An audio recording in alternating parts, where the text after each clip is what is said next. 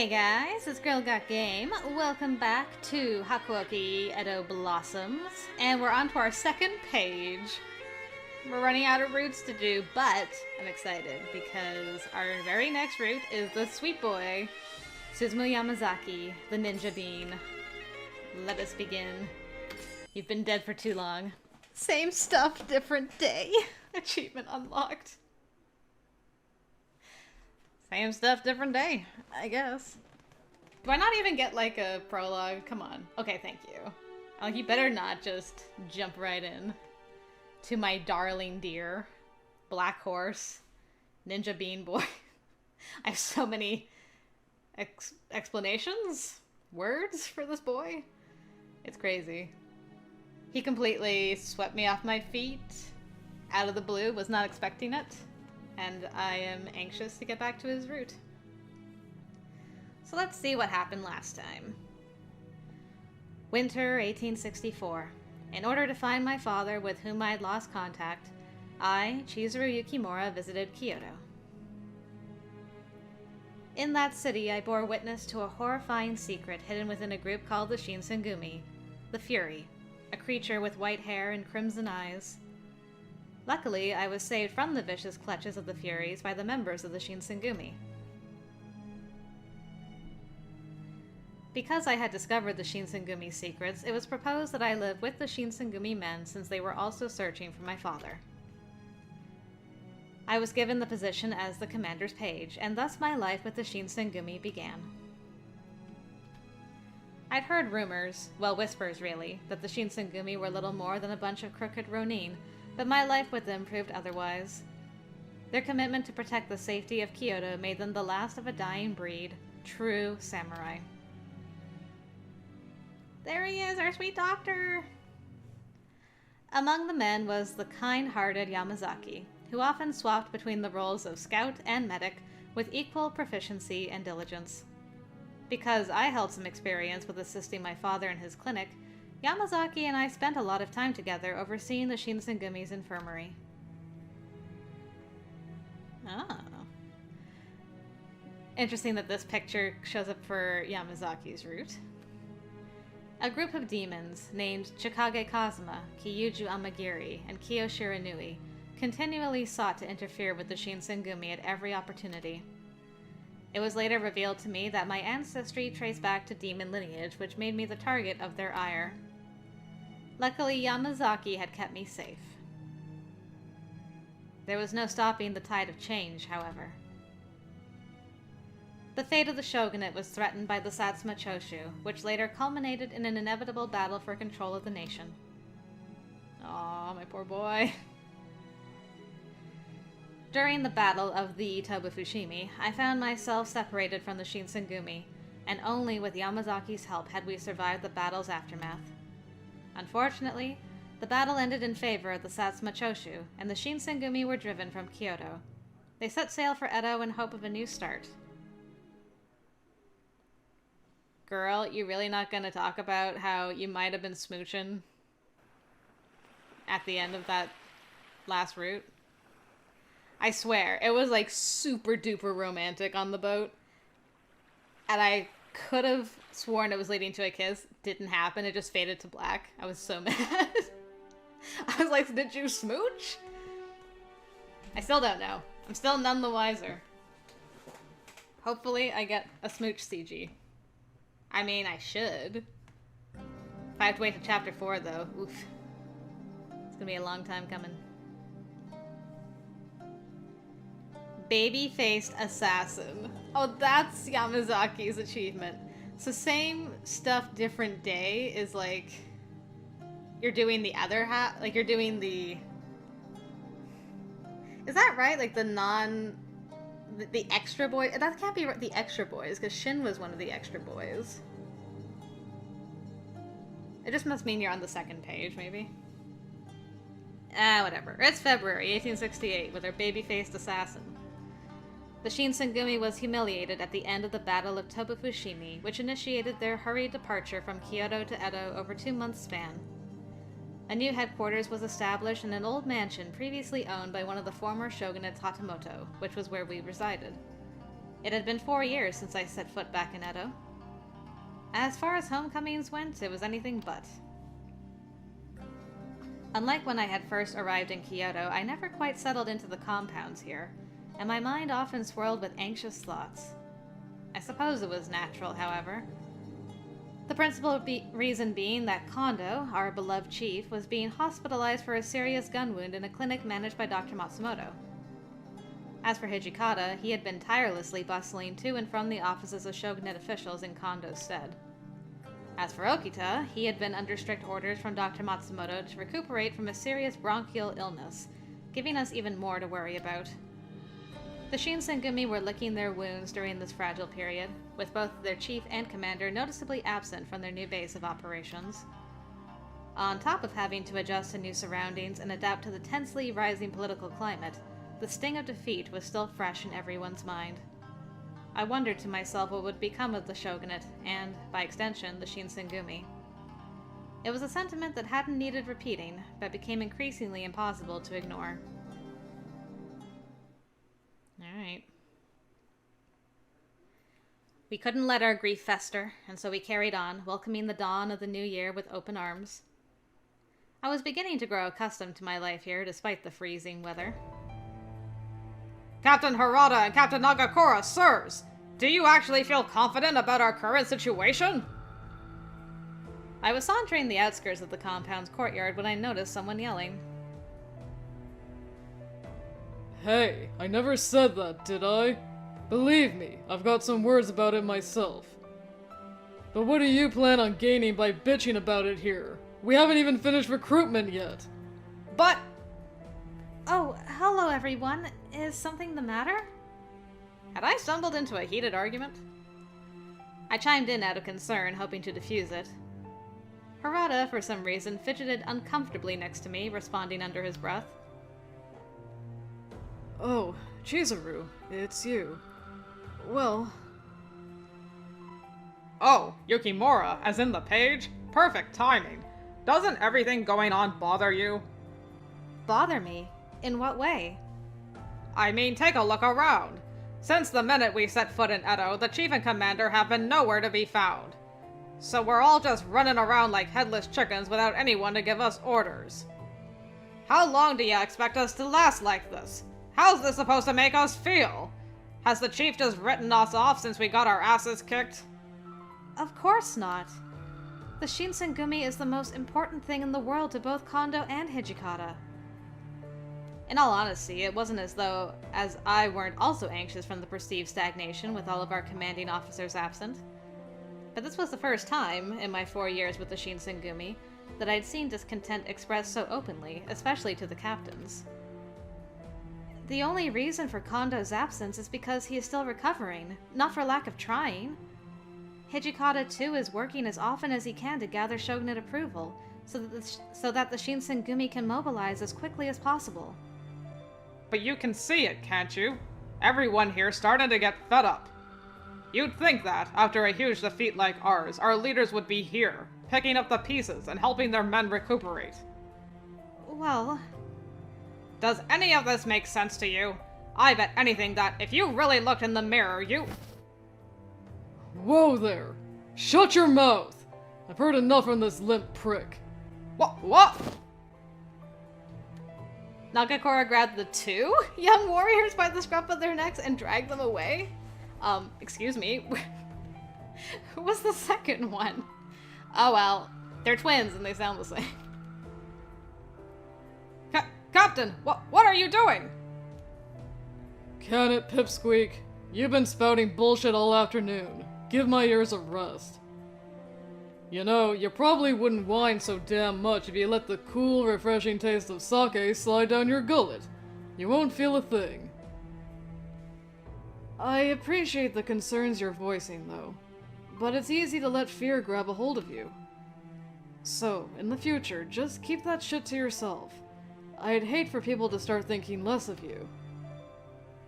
With that said, gentlemen, who wants to hit the red light district? I could use a little company, if you know what I mean. First round's on me. Okay.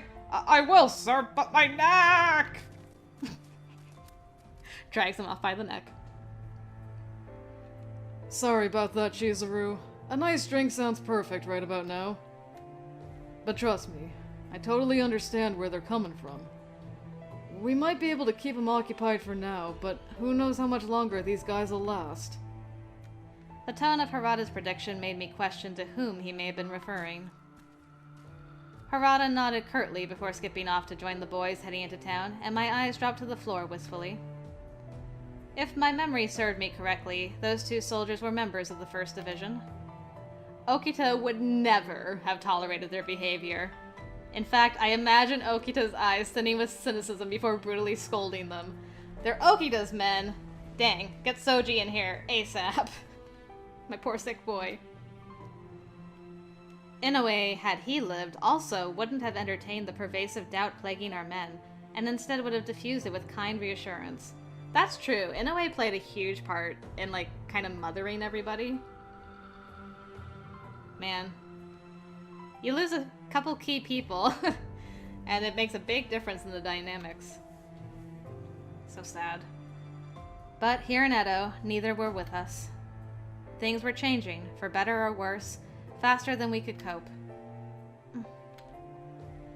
Ever since the Battle of Tobufushimi, the cracks were beginning to show in the Shinsengumi.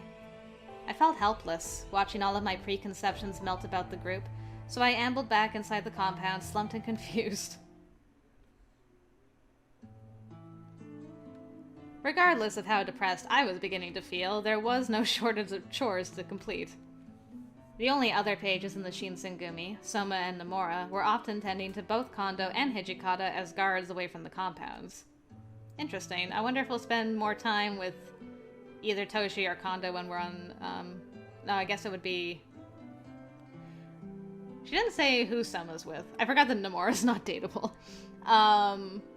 Maybe with Toshi on Soma's route. Be kind of interesting. Which meant, of course, that I was left behind to handle the growing list of responsibilities alone. Pardon me, Heisuke. Are you awake in there? Days were shorter during the winter season, and before I knew it, an amber sunset shone from the corner of the windowsill behind me in the hallway. I had finished folding each of the warriors' clothes and was visiting each room to drop them off.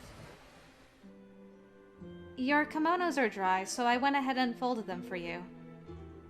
Oh, sweet. Thanks. Mind leaving them there for me? Heisuke seemed distracted, shifting his eyes uneasily towards his folded hands. Upon closer inspection, however, I saw a leather-bound notebook laid on the floor.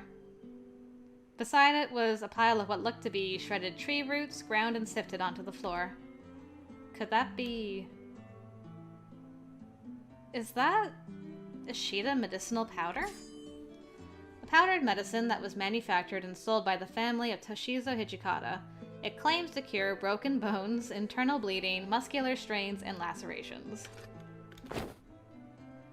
No! I know we're in Edo and all, but I'd never use that stuff.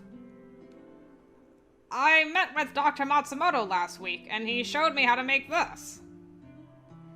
If I am not mistaken, it is a suppressant intended for mitigating bloodlust symptoms in a fury. Hello, Sanan. When did you get into Heisuke's room? Oh, good evening, Sanan. Perhaps good morning would be more fitting. The Fury Corps assumed their duties at sundown. Like everything else following our return to Edo, the Fury's predicament hadn't improved. Considering how severely Shinsengumi forces were depleted after their defeat, the Fury Corps were the sole defensive unit still capable of fighting. With morale at an all-time low, the Furies were entrusted with guard duties around the compounds.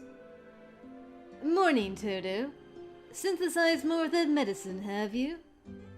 Well, for me, I don't have much of a choice, do I? I expect its fix to work only temporarily, as fighting the inevitable is a futile effort. Oh, come on! That's not true at all! Sanan had clearly struck a nerve with Heisuke, the latter of whom thinned his eyes scathingly. However, Sanan was unfazed by his gesture, as he is, and slumped his shoulders. Very well, then. I carry no desire to comment upon the actions taken by you and Yamazaki. During the Battle of Tobufushimi, he had drank the Water of Life in order to become a Fury and face Chikage Kazuma in battle. Do as you will, but heed my words. You are wasting your time. Yamazaki? Is Yamazaki taking this medicine as well? Oh, well... I kinda clued him on the medicine just in case anything happens, but you don't have to worry. He might have become a Fury recently, but he doesn't look like he's showing symptoms yet. I see.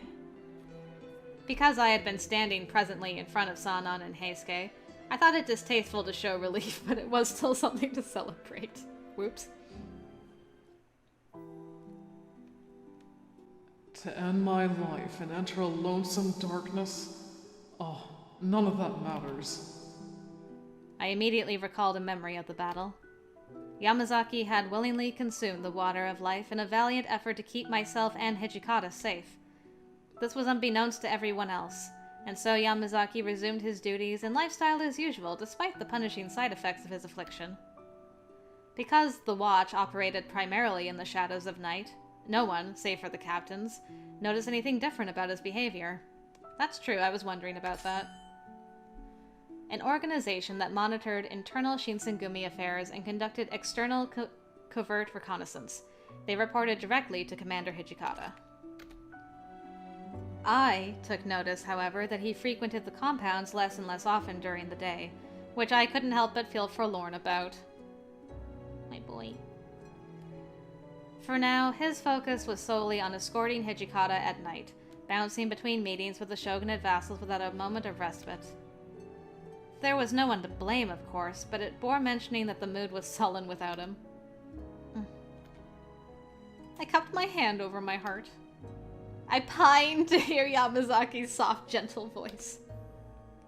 In such a period of unrest for the Shinsengumi, surely Yamazaki's disposition and smile would be warmly received, if not dearly needed.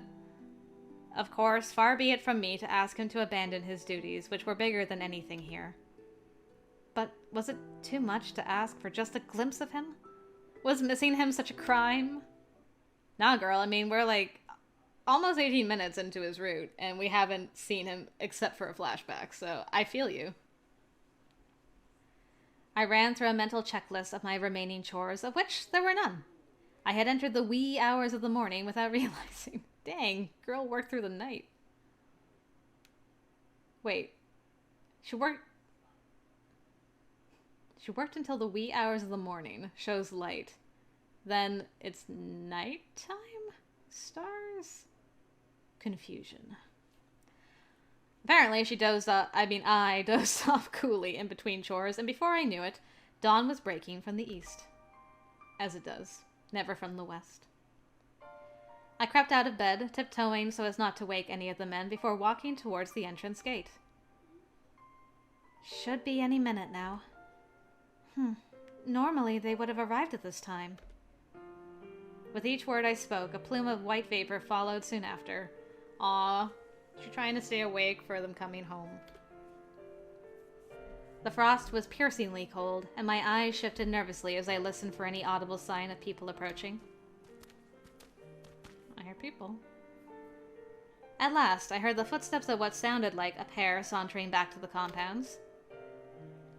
Oh, welcome back! Hijikata, Yamazaki? Yukimura, were you waiting up for us again? Didn't I tell you not to wait up for us? Keep it up, and next time we see you, you'll be a block of ice. I apologize for worrying you, but I couldn't help but hope that the two of you return safely. Hijikata stuck his foot into the door of every Bakushin office in Edo, keeping Yamazaki right behind him as a guard, which kept them well into morning. I had to repay them for their diligence, especially considering how exhausted they must have been. You just wanted to see your boy. I took a deep bow in front of them, to which Hijikata responded with a wry smile. I have prepared a kettle of warm tea and breakfast for the two of you. Please enjoy before you rest. For crying out loud. Well, guess I've got to thank you for putting in all that effort, kid. Alright, Yamazaki, let's get to it. You're probably starving. You haven't eaten since yesterday. No, thank you, sir.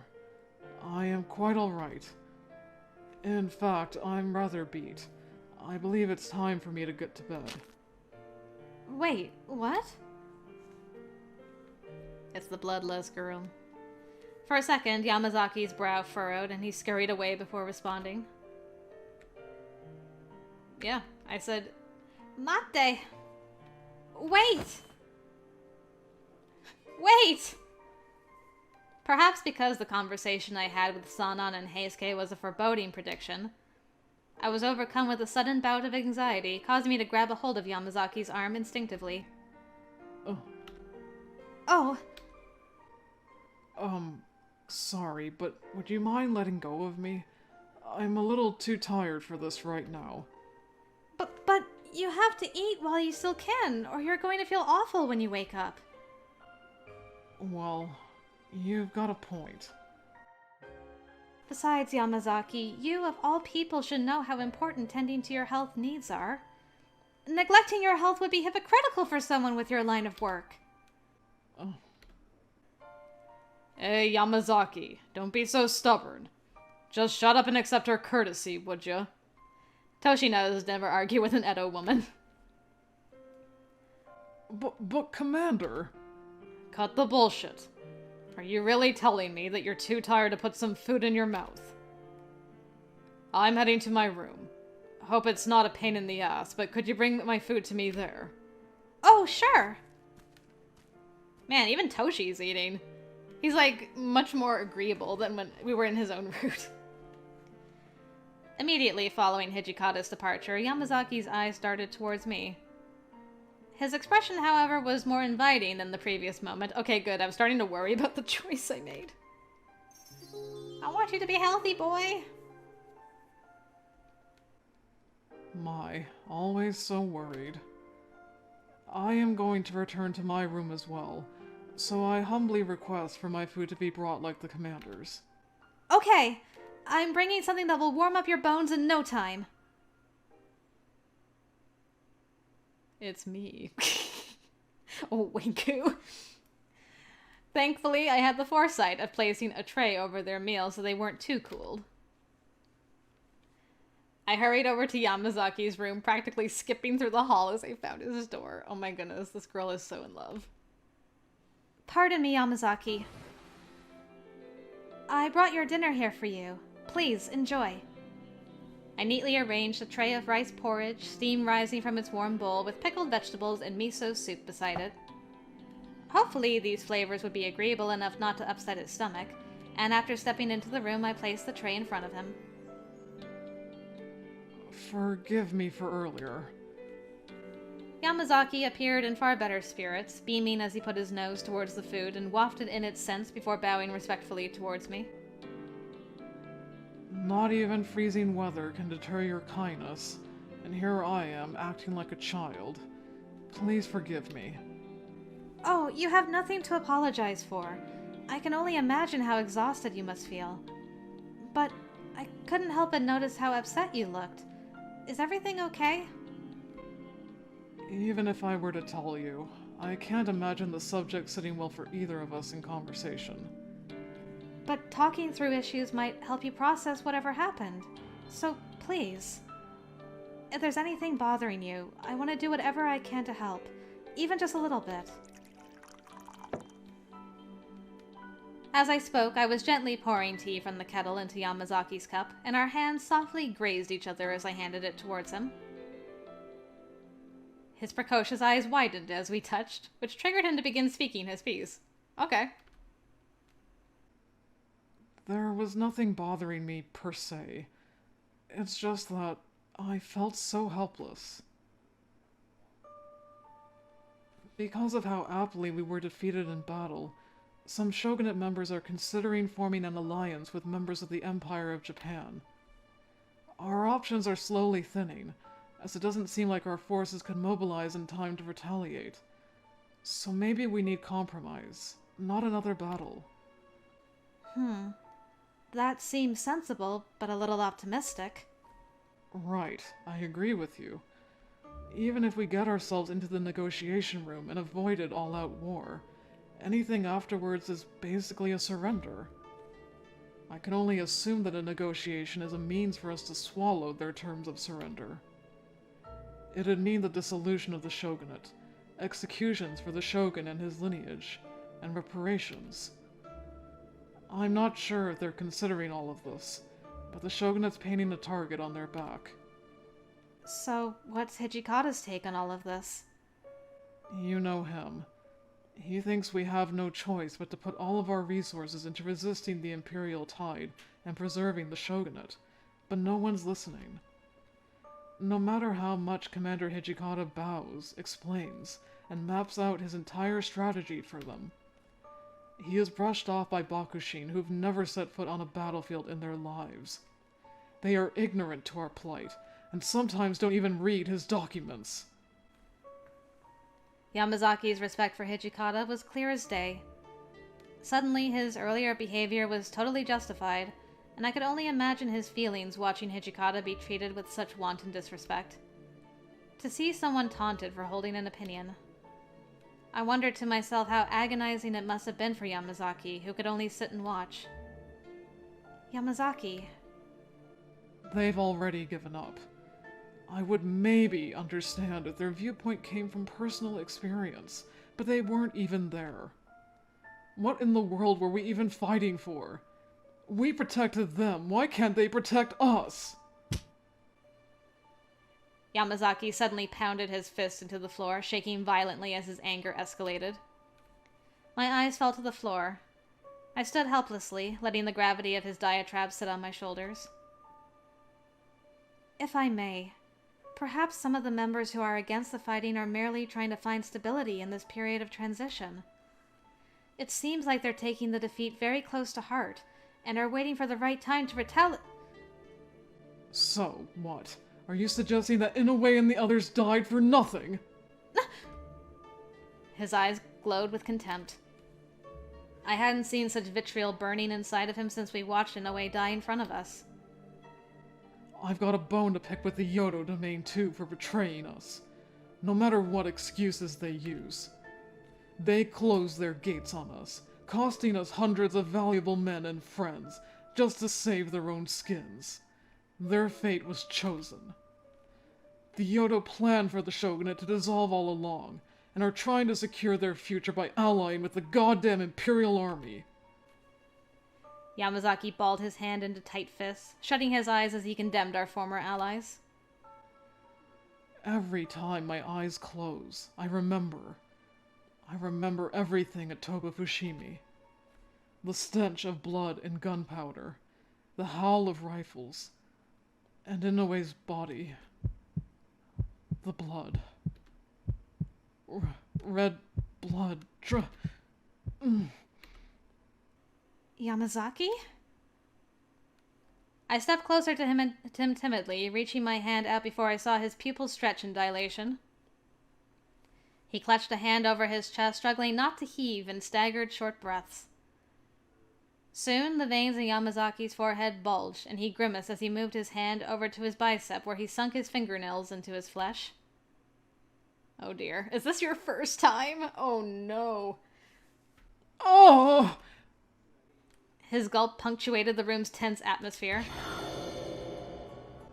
Go! Yamazaki? Yamazaki clawed at his throat before screaming aloud, vigorously scratching his skin in agony. There was something familiar about this scene. I remembered my first night in Kyoto ever. I shuddered at the musty scent of blood evoked by the sight of Yamazaki's abject suffering. Surely he would overcome these symptoms. Yamazaki was different from the other Furies. Or at least this was what I had told myself. The chances, however, were slim to none.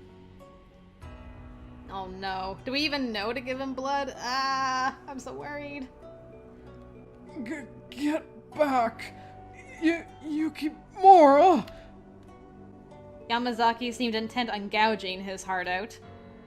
I began to panic, watching his pain unfold without any idea of how to proceed. Okay, just in case she does get an inkling, like, my blood. I don't know where Yamazaki's kink's gonna be. Because like, normally I'd be like, he's very polite and respectful and kind of shy, so I kind of expect, like, arms. But then he was also, like, very bold, unexpectedly. So then I'm like, I don't know how close he's actually gonna get. I'm gonna go arm, and then see if I'm surprised. But I just don't know. I began to panic, watching his pain unfold without any idea of how to proceed. Okay, I don't know where you're getting that from, but here we go. I'm fine. I have Dr. Matsumoto's medicine. With trembly hands, Yamazaki pulled a block of powder wrapped in parchment from his pocket. I recognized it as the same medicine Heisuke had. Although I hadn't seen it in its completed form, I was skeptical that it would be of any use. I had to make sure. Will that medicine work? I suddenly recalled Sanon's dismissal of the medicine. He called it a waste of time. It won't work immediately, but perhaps in 30 minutes. Every second moved at a glacial pace. Hundreds of beads of sweat pooled at the top of Yamazaki's forehead, inciting more panic from me. Would Yamazaki have to endure this pain for any longer? Could I honestly bear the thought of watching him writhe in agony without any possible solution? I couldn't stand to watch a second longer. Give me a minute! There was no time to hesitate. I heard the hiss of metal as I steadily unsheathed my kodachi, hoping to soothe Yamazaki's pain however possible. Arm? Okay. Palm. Palm? I felt a sting as I slid the kodachi across the back of my palm. The back of your palm? Wait. What's the back of your palm? That's not your wrist. It's actually like... Does your palm have a back? I have questions. Oh!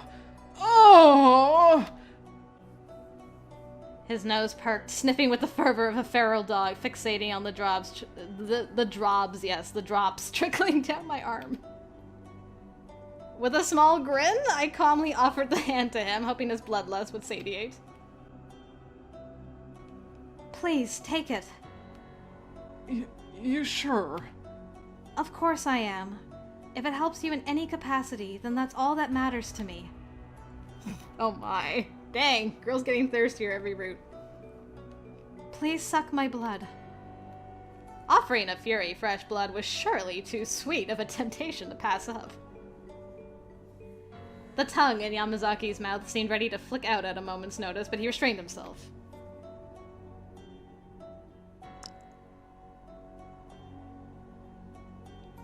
I love it. It's like he's kissing her hand. So is the back of your palm the wrist?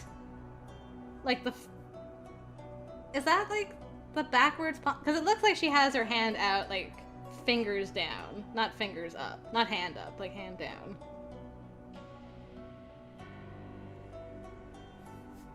I have questions. No, yeah, because you can see her nails. Okay. That's the back of your palm is your wrist? Okay, I've learned something new today. I ain't gonna question a doctor or a doctor's daughter, whatever. Gah. The moment his moist tongue met my hand, the rest of my body shivered like the ripple of water. There was a tepidness to its movement, as if it were scared to lick, but it imbued me with warmth. He was fighting the urge to lap up my blood, despite it being what he voraciously craved, and took mere sips.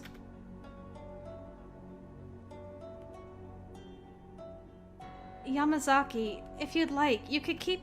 Stop. Just stop talking. Right now. Okay. Damn! What a line, Chizuru! Ooh, this girl's getting bold. Whew, it's warm in here. You could suck harder if you wanted. If I had uttered those words, then perhaps it would have set him off. So I stood there, waiting for him to finish drinking my blood and soothe all that ailed him.